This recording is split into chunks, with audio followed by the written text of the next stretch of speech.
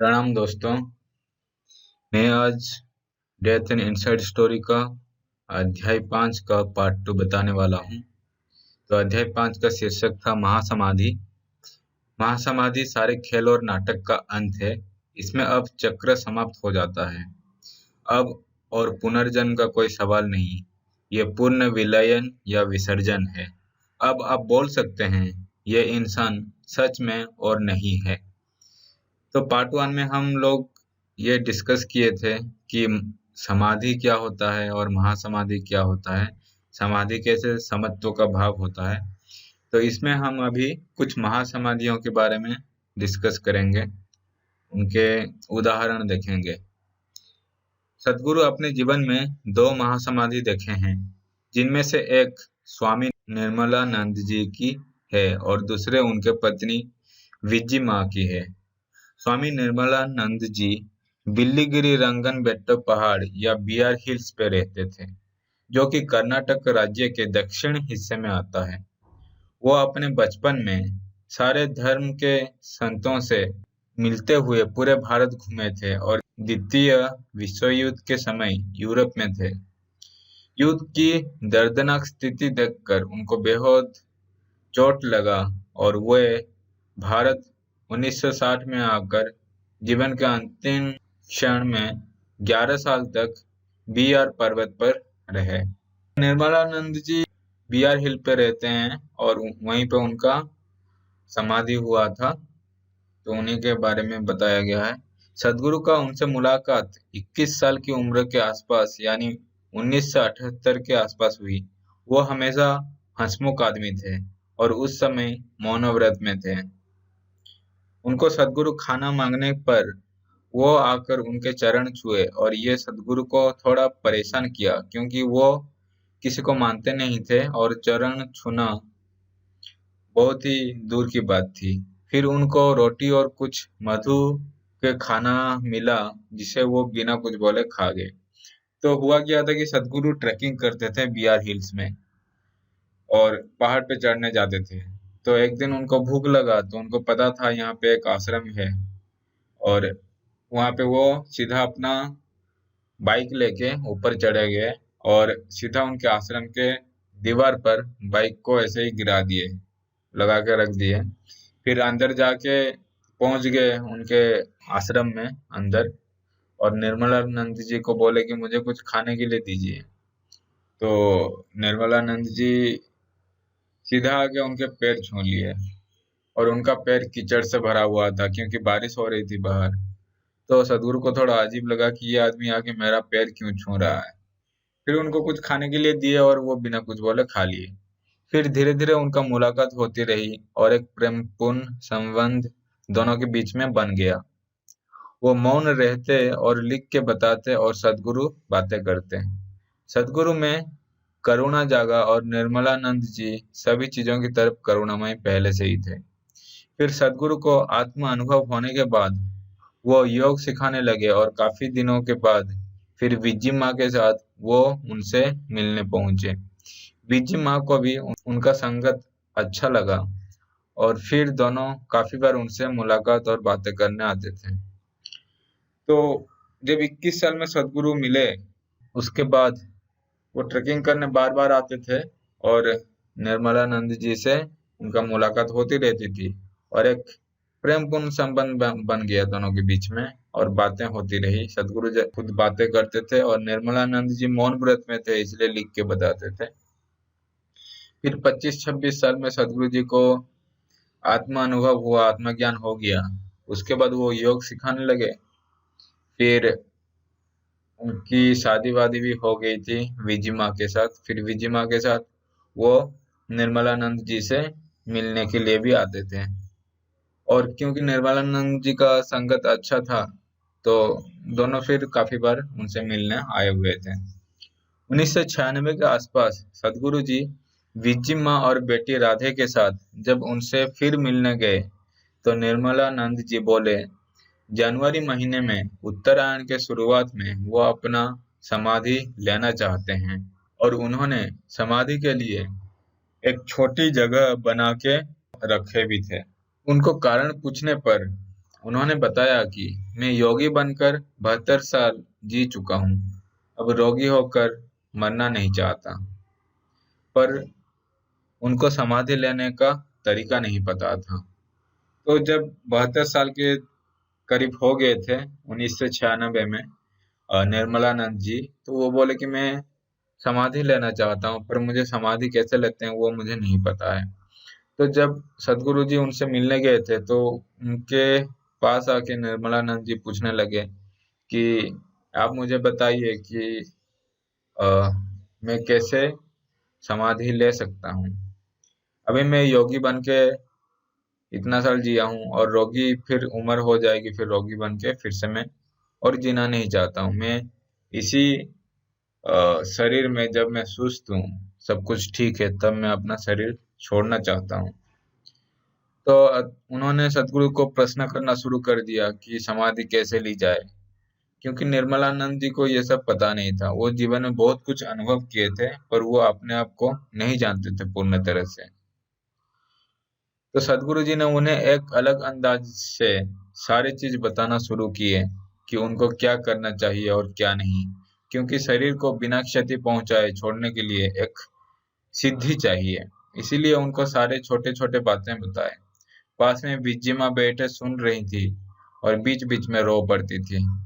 तो उनको सदगुरु इग्नोर कर दिए, बोले कि ये किसी कारण भी रो सकती हैं। उनका जीवन में कोई गहरी अनुभव में रोना आ जाता था, चाहे वो सुख हो, दुख हो, या जीवन का कोई भी दूसरा आयाम हो। जब हमारे अंदर शक्ति बहुत इंटेंस हो जाती है, बहुत गहरा हो जाता है, तब अपने अंदर एक हृदय में एक तरह का उमड़ आता है, जिससे कोई भी रो सकता है। इसलिए लोग, कोई गहरा अनुभव होता है तो कोई खुशी में भी रो देते हैं, कोई दुख में भी रो देते हैं, कोई पहाड़ पर्वत को देख के भी रो सकता है, कोई किसी को देख के भी। अगर किसी के अंदर गहरा अनुभव जागृत हो गया तो वो ऐसे ही रो सकता है। सदगुरु जी उनको बिना ध्यान दिए बातें करने लगे। निर्मलानंद जी भी बीच बीच में प्रश्न पूछते पूछते रो पड़ते थे, क्योंकि उनको पता चलता था, और फिर कुछ उनके अंदर कोई भावना आता होगा, तो इसी कारण वो रो पड़ते थे। जब उनका अंतिम क्षण आ रहा था और वो महासमाधि की बात दूसरों को बता चुके थे, तो दिसंबर महीने में सदगुरु उनसे अंतिम बार मिलने गए। तब कुछ तर्कवादी रेशनलिस्ट ये बोल के हंगामा खड़ा कर दिए कि ये आदमी आत्महत्या कर रहा है, और उसको बड़े बड़े नाम देना शुरू कर दिया है। क्योंकि निर्मलानंद एक निरीह मनुष्य थे, उनको ये बहुत खराब लगा, और वो बोले कि मैं अपने ईश्वर को पूजने के लिए पेड़ों से फूल तक नहीं तोड़ता हूँ, गिरे हुए फूल से पूजा करता हूँ, पर आज ये लोग मेरे ऊपर पुलिस लगा रखे हैं। वहां उनके आश्रम में 2 पुलिस भी तैनात कर दिया गया था। सदगुरु उनको ये सब पे ध्यान न देने के लिए समझाए, और पुलिस को भी बाद में निकाल दिया गया। तो जब निर्मलानंद जी सबको बता दिए कि मैं महासमाधि लेने वाला हूँ, जनवरी में जब अपना उत्तरायण आएगा, क्योंकि उत्तरायण, जो भी जितने सदगुरु या फिर जितने ज्ञानी लोग होते हैं, वो उत्तरायण में मरते हैं, क्योंकि उत्तरायण एक तरह का मुक्ति के लिए सहायक होता है। ऐसा बोला जाता है कि उत्तरायण में मरने से आप मुक्ति की तरफ और थोड़ा जाएंगे, पर दक्षिणायन में मरेंगे तो अपने पितृ पुरुष या फिर चंद्रलोक जो होता है उधर जाएंगे। वो उत्तरायण, जब सूर्य दिसंबर महीने के बाद वो उत्तर की तरफ आता है, तब वो लोग वो तय किए थे कि मैं मरूंगा। तो कुछ तर्कवादी आगे बोले कि ये महासमाधि लेने के चक्कर में आत्महत्या कर रहा है, और बोल रहा है कि ये महासमाधि ले रहा है। तो पुलिस पुलिस भी वहां पे ले आए थे, क्योंकि होता यह है कि कुछ लोग हिंदुओं को ऐसे ही सोचते हैं कि ये क्या कर रहा है, और उनको पता नहीं है, पर वो कोई भी चीज पे टांग अड़ाने आ जाते हैं। उनको 15 जनवरी में समाधि लेना था, पर उन तर्कवादी के अड़चन देने के भाव से वो 10 जनवरी को ही आश्रम के बाहर एक जगह बैठकर अपने शरीर छोड़ दिए। निर्मलानंद जी को दीक्षा मृत्यु चाहिए था, पर सदगुरु जी उनको महासमाधि के कुछ समझ बताए। तो निर्मलानंद जी, क्योंकि उनको महासमाधि के बारे में ज्यादा पता नहीं था, तो एक गुरु होने के नाते उनको दीक्षा मृत्यु से महासमाधि के तरफ ले जाया सकता था, जो कि थोड़ा इजी होता, आराम से हो जाता। पर जो हमारा संसार है, यहाँ पे कुछ तर्कवादी आ जाते हैं, रैशनलिस्ट आ जाते हैं, तो कोई दीक्षा मृत्यु से भी उनको महासमाधि में पहुंचा दे, फिर भी लोगों को लगेगा कि ये उसको मार दिया, कुछ तंत्र विद्या करके मार दिया। इसलिए इन समाज के बीच में दीक्षा मृत्यु देना थोड़ा कठिन हो जाता है। बीजी माँ इससे काफी प्रभावित हुए और उनको लगा कि शरीर त्यागना हो तो यही सबसे अच्छा तरीका है। जो उनके साथ रहे हैं, उनको ये पता था कि बीजी माँ को योग से कुछ लेना देना नहीं था, पर सदगुरु के लिए ये मायने रखने के कारण वो योग की तरफ बढ़ी थी। उनको योग में कुछ पाना नहीं था। तो जो विजिमा यहाँ पे देखे सब कुछ कि महासमाधि ले लिए, सब कुछ शरीर में ठीक था, तो उनको लगा कि जब इंसान पूरा आनंदित हो, सब कुछ जीवन में सही चल रहा हो, और उसी समय कोई अगर अपने इच्छा से शरीर छोड़ सकता है, तो उससे अच्छा समय और कोई है नहीं। क्योंकि लोग तभी मरते हैं जब उनको कोई रोग या वैराग वगैरह कुछ मार देता है, या फिर कुछ प्रॉब्लम होता है, या फिर बुढ़ापे में तड़प तड़प के मरते हैं। पर तड़प तड़प के मरने से अच्छा है अपने शरीर जब सब कुछ सही हो तब मर जाना चाहिए, शरीर छोड़ देना चाहिए। बिजिमा जो थे वो सदगुरु से प्यार करते थे, तो सदगुरु योग के लिए सब कुछ कर रहे थे, इसलिए उन्हीं के प्रेम के कारण वो सदगुरु के साथ भी योग वगैरह करने लगे, पर उनको योग से कुछ लेना देना नहीं था। तो लोग बोलते थे कि ये सदगुरु की पत्नी है, फिर भी देखो इसको योग से कुछ लेना देना है नहीं।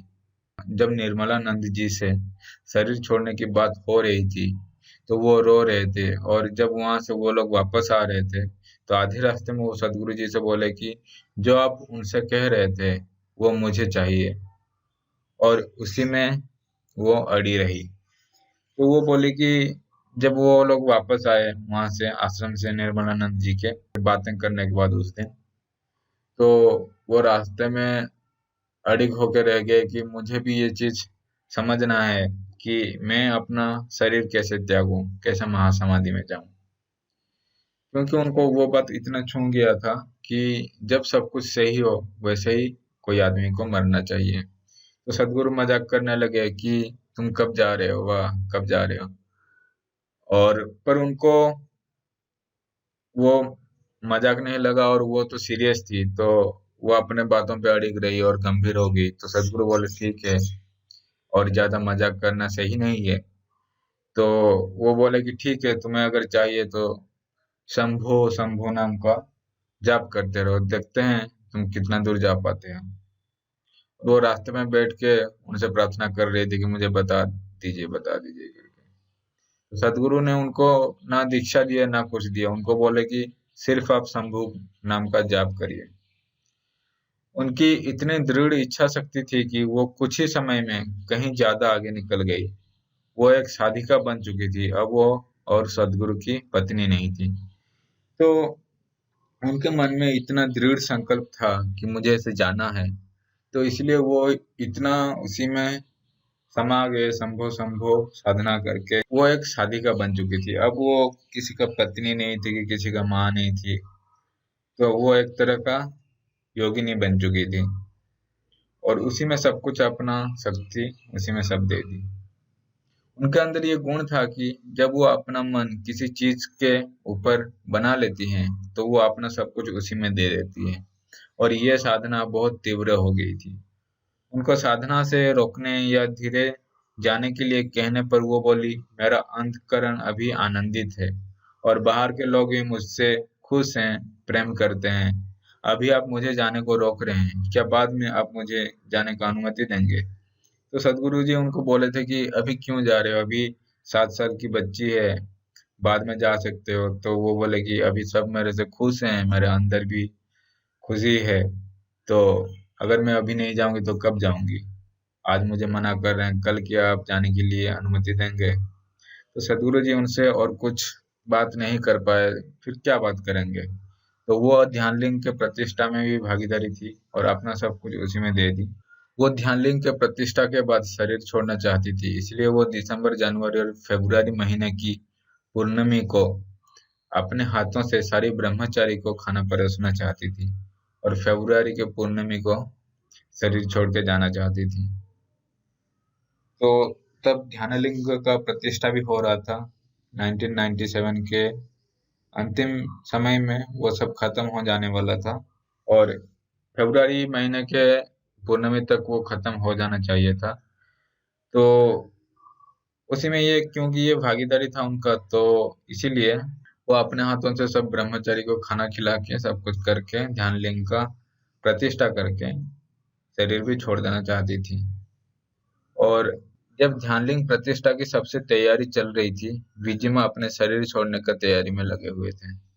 सदगुरु को लग रहा था कि कुछ ऐसा होगा जो ध्यानलिंग की प्रतिष्ठा को पीछे धकेल देगा, इसीलिए वो सबसे कसम खिलवाए थे कि वो सब इसकी प्रतिष्ठा के लिए अपने जीवन का सब कुछ लगा देंगे। इसी को किसी भी हालत में करना है। इसी के लिए वो दोबारा जन्म लिए थे, क्योंकि ये उनकी गुरु की अधूरी इच्छा थी जो उनको हस्तांतर किया गया था।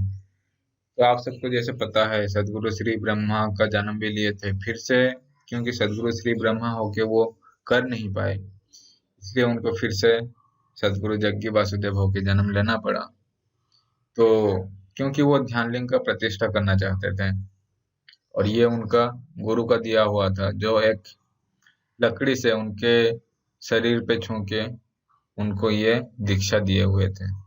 उनको लग रहा था कि कुछ घटने वाला है और इससे कुछ धकेल जाएगा पीछे, ध्यानलिंग का प्रतिष्ठा में देरी हो जाएगी, इसलिए सबको वो कसम खिलाए थे। लेकिन क्योंकि उनको लग रहा था कुछ होगा, और जब ध्यानलिंग की प्रतिष्ठा की सबकी तैयारी चल रही थी, विजिमा अपने शरीर छोड़ने की तैयारी में लगे हुए थे। उन्होंने अपने संबंधियों से मिलकर ये बातें बता दी कि वो अंतिम बार सबसे मिल रहे हैं, पर दूसरों को ये मजाक लगा। उनको लगा कि ये गुस्सा किए हुए हैं, इसलिए ऐसे बोल रही हैं। 21 जनवरी को राधे बेटी को स्कूल में छोड़ दिया गया और उससे पहले ही विजिमा ने उनको ये बताने लगे कि मैं मार्च में तुम्हारे जन्मदिन में रह नहीं पाऊंगी। उनको लगा कि जाने से पहले बेटी को अपने मुंह से ये बात बोल देनी चाहिए। तो उनको लगा कि मैं चली जाऊंगी उससे पहले मैं बता देता हूँ, ताकि बेटी को ना लगे कि मैं उसको बिना कुछ बताए ऐसे ही चली गई। 23 जनवरी को तय दिन के एक महीने पहले उन्होंने महासमाधि ले ली, क्योंकि उस दिन कुछ खास था जो 200 साल में एक बार आता है। तो कुछ बना हुआ था ग्रहों का, ज्योमेट्री बोल सकते हैं, जो कि समाधि के लिए अच्छा था पल, इसलिए उसी दिन वो अपना शरीर छोड़ दिए। उस दिन सब ध्यान में बैठे और कुछ मिनट बाद ही विजिमा उठकर बाथरूम गई और अपने सारे गहने चूड़ियां आदि उतार कर वापस आ गई और 3 बार संभव बोलकर लुढ़क गई। एक ब्रह्मचारी द्वारा देखने पर पता चला कि वो जा चुकी है। तो ऐसे ही वो बाथरूम जाके अपना गहना वगैरह उतार दी और आके बैठ के 3 बार संभव बोल के निकल गई।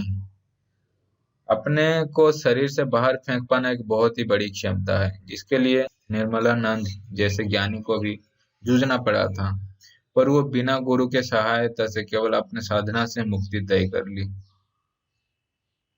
महासमाधि के लिए बहुत ऊर्जा की जरूरत होती है, जो उन्होंने खुद ही साध कर पा ली।